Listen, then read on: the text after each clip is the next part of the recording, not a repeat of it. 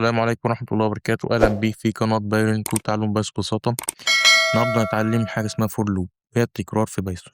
تخيل إنك عاوز تطبع كلمة هلو 10 مرات. طبعا هتيجي تكتب لي برنت، تكتب لي برنت هلو. ماشي، بعد ما تكتب برنت هلو تعمل نسخ وتطبعها 10 مرات. فأنت مش هتعمل كده. نعمل ايه؟ النهارده هنتعلم واحدة من أهم الأدوات في البرمجة بلغة بايثون، وهي الفور لوب. ما ايه هي بقى؟ الحالات التكرارية. الحالات التكرارية معناها تشغيل نفس الكود عدد مرات تلقائي، بدل ما تكتب الكود 100 مرة اكتبه مرة واحدة بس. ده المثال اللي قدامك، بدل نشيل بقى خلاص، سيبك بقى من برنت هلو ده كله. ماشي، ونكتب فور. ماشي، ونكتب أي حرف، مثلا ممكن اتش اي يو جي.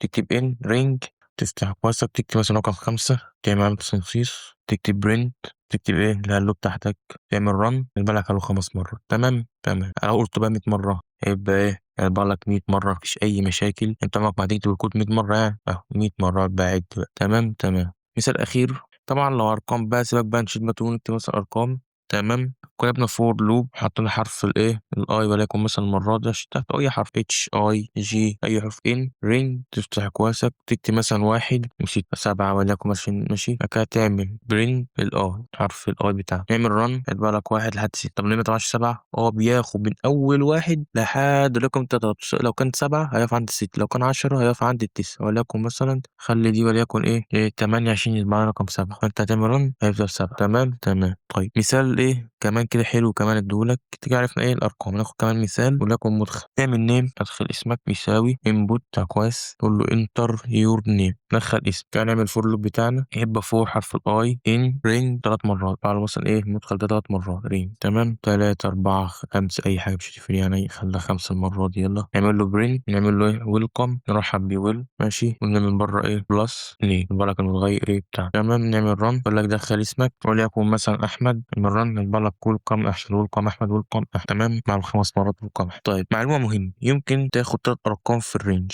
مثال، تاخد 3 ارقام في الرينج هنا. طيب نعمل مثال كده بسرعه. ماشي، وليكن مثلا ناخد بقى في الرينج 0 و10 و2، ونشوف ونطبع بقى نطبع له رين اي، تعمل رن، يطبع لك 0 2 4 6. في حاجه غلط، ما ينفعش 1 2 3 4 5 6. طب هو عمل هنا؟ طبع 0 وبعد كده خطه خانه 2 خط خان. طب احنا لو غيرنا خلانا 1، شلنا ال1. انت ممكن تلعب في الارقام دي عادي. نعمل رن، بعدين 0 1 2 3 4 5 لحد 9 عدد. طيب طبعا من الصفر لحد ال9 ما تخطاش، لكن لو حطينا مثلا 4 في الرقم دي لازم يبقى عدد زوجي، مثلا من 4 هتلاقي طبعا لك 0 4 8. تخطى كام؟ من 0 ل4، من 4 ل8. طيب لو خيرنا الصفر دي 1، هيطبع من برضه من أول 1، هيطبع برضه 0، هيطبع المرة دي 1 5 9. ده فرق. طب خلي ال4 دي 3، هيطبع 1 4 7. هتبدأ بقى تلعب في الأرقام دي تخطي 3 أرقام، 1 بعد كده تزود عليهم 3 أو 4، تزود عليهم 3 و7 وهكذا. النهارده اتعلمنا فور لوب في بايثون. في الحلقة الجاية هنتعلم الويل لوب، وهي نوع آخر من التكرارات. ولو الفيديو فادك اعمل لايك واشتراك، وإن شاء الله على النبي في التعليقات. والسلام عليكم ورحمة الله وبركاته.